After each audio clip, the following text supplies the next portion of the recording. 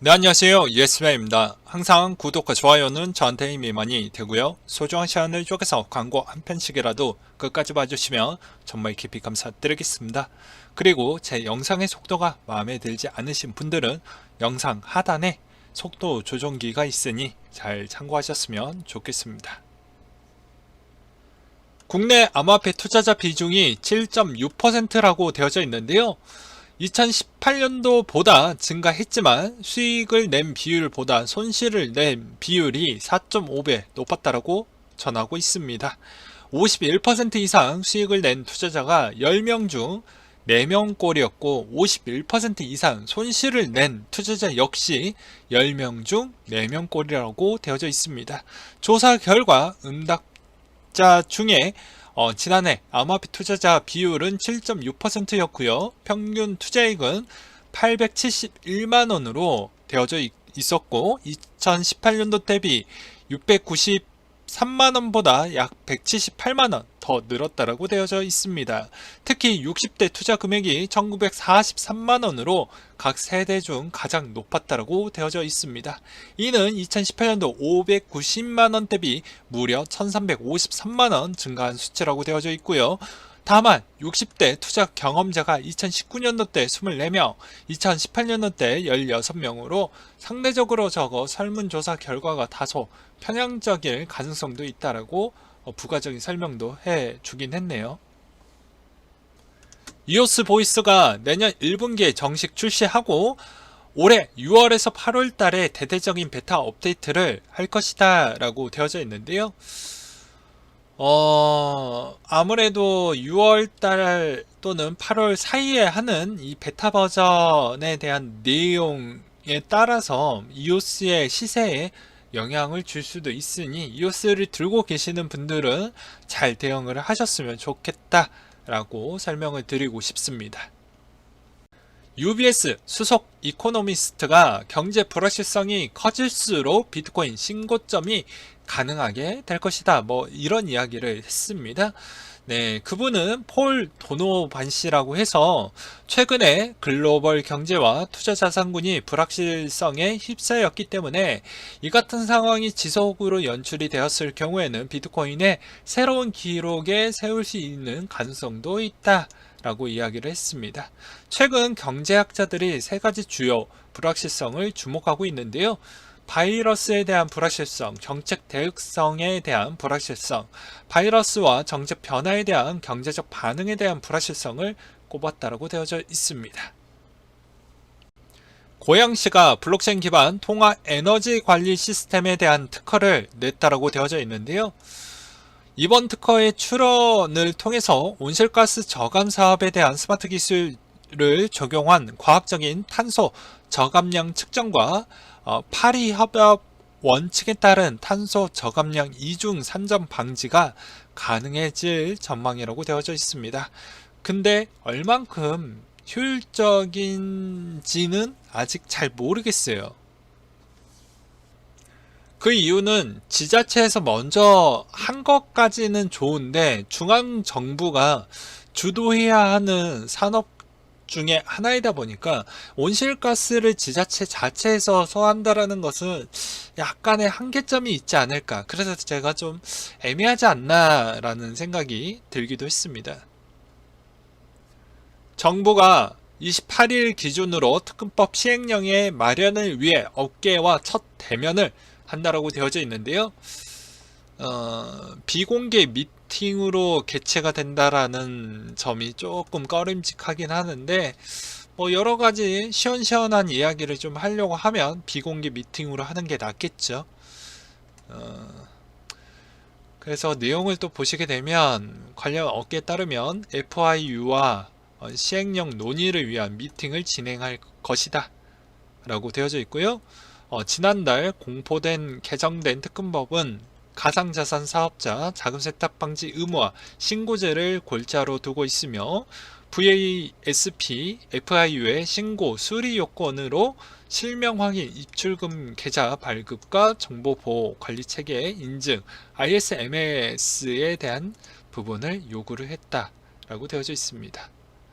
일단은 시중은행으로부터 계좌를 발급받고 있는 곳은 4곳밖에 없죠. 나머지 중소거래소가 이런 해당 비용을 감내하기에는 상당히 어려울 것이다.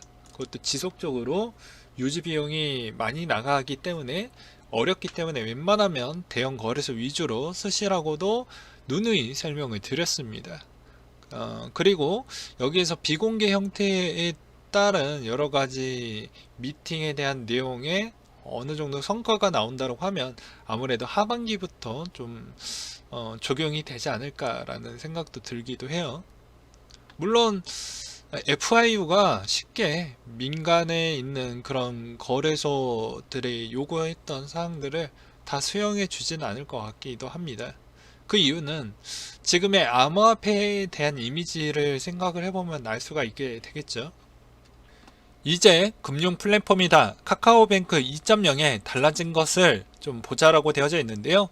빠르고 심플해진 홈, 그리고 필요한 계좌만 편집해서 볼 수 있다는 거, 그리고 유용한 금액 숨기기가 가능하다라는 점이라고 되어져 있습니다. 예, 숨겨지는 기능이 추가가 됐다. 그러니까 대표적으로 세 가지가 좀 많이 바뀌었다라고 볼 수가 있게 되겠고요. 앞으로 더 유용하게 상당히 많은 서비스를 제공해 줄 것이다. 이런 이야기가 좀 담겨져 있습니다.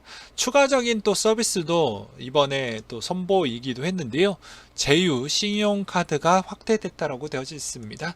해당 이미지를 또 보시게 되면요. 네, 신한카드, 국민카드, 삼성카드, 시티카드와 또 제휴를 맺어서 카카오뱅크에 대한 시장의 확대를 해 나가려고 하는 것을 또 볼 수가 있게 되겠고, 이런 신청적 절차도 간소화하는 형태로 해서 고객을 더 많이 유치할 수 있도록 하려고 하는 모습도 볼 수가 있게 되겠습니다. 카카오뱅크의 2.0으로 인해서 여러 가지에 대한 금융상품에 대한 앞으로 사업적 확대도 많이 기대를 해볼 수가 있게 되겠습니다. 그러면 당연히 암호화폐와 또 연계 또한 할 수도 있게 되겠죠. 최근에 전 세계 은행들이 요새 하고 있는 게 무엇입니까? 커스터디 사업입니다. 예, 국내에서도 그걸 하려고 하고 있는 중이고 하고 있는 곳도 있고요. 그렇게 되면 당연히 카카오뱅크와 그리고 카카오 쪽에서 만들고 있는 이런 시스템 쪽도 연결적 구도가 충분히 일어날 수 있다는 것이죠. 그래서 클립이 6월 달에 공개가 된다라고 되어져 있습니다. 아무래도 이 클립은 20대, 30대가 제일 많이 쓸 것으로 보여지고, 이게 얼마만큼 클립이 성장할지도 아무래도 좀 그림을 보게 되면 카뱅에 따라서 좀 달라질 것으로 보여집니다. 그렇지만 여러 가지 또 금융에 대한 규제법 부분을 또 고려를 하면서 진행을 해야 되기 때문에 천천히 진행이 된다라는 점을 꼭 머릿속에 기억을 해 두셨으면 좋겠습니다. 속도를 내기 위해서는 해당 법령이 또 뒷받침해 주어야 되기 때문이다라는 점을 꼭 기억을 해 두셨으면 좋겠고요. 모바일 신분증 DID 기술 또한 여러 가지 측면으로 또 준비를 해서 서비스를 제공해 주려고 한다라고 하니까 이 점도 좀 많이 기대를 해볼 필요성이 있을 것 같습니다. 테더가 계속 신규 발행이 끊임없이 이루어지고 있는데요. 이번에는 트론 네트워크를 통해 가지고 진행이 됐다라고 되어져 있습니다. 4월 27일 기준으로 해서 1,500만 테더가 또 신규 발행이 됐다고 하는데요. 과연 이렇게 신규 발행이 지속적으로 되면 추세적인 흐름이 아직도 나중에 많이 꺾이지 않는다라는 점을 유추를 해볼 수가 있다라고 맨날 이야기를 해드리고 있죠. 이더리움 2.0의 스테이킹 보상 계산기가 공개가 되었다라고 되어져 있는데요. 계산 홈페이지가 이렇게 되어져 있는데 제가 해당 커뮤니티에다가 남겨 놓을 테니까 잘 참고하셨으면 좋겠습니다. 네, 각 노드의 이더리움 스테이킹 양이 최대 32개이며 복수의 노드를 사용했었을 경우에 스테이킹 보상이 가능하다. 32개의 이더를 시뮬레이션을 해보면 다음과 같은 결과가 나온다고 되어져 있는데요. 이렇게 나와준다라고 되어져 있습니다.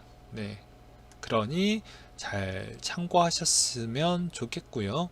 연간 14.26%의 수익을 얻을 수가 있고 첫 해에 100만원 정도의 상당의 수익을 얻을 수가 있다고 되어져 있습니다. 10년간에는 대략 한 280% 정도 수익률 또한 도달할 수 있다.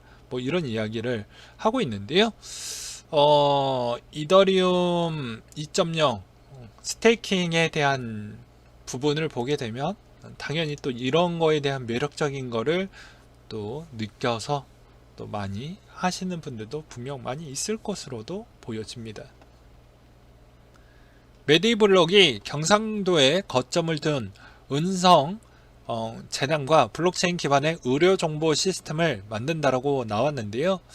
이번 업무 협약으로 인해서 차세대 병원 의료 정보 시스템 구축 활용과 환자 편의 서비스 제공을 위한 개인 건강 기록 구축 활용과 양 기관의 보유 시설, 인적 자원, 협력 네트워크 공동 활용 등에 협력할 계획을 갖고 있다고 되어져 있습니다.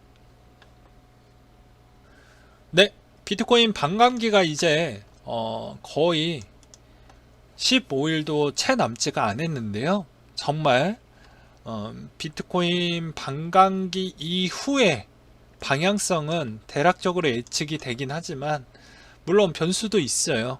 그렇지만 저의 개인적인 생각을 보게 되면 선행했던 비트코인 캐시, SV, 비트코인 골드에 대한 방향성이 이미 보여주지 않았습니까? 그렇기 때문에 당연히 사전에는 어느 정도 상승기는 조금 유지를 하겠지만 반감기가 지나게 되면 일시적인 호재에 대한 측면이 끝났기 때문에 당연히 약간의 조정이 분명히 있을 것으로 보여지니 이 점에 꼭 유의하셨으면 좋겠다라는 생각도 듭니다. 1차 반감기 때를 보게 되면 12년도 11월 28일인데요.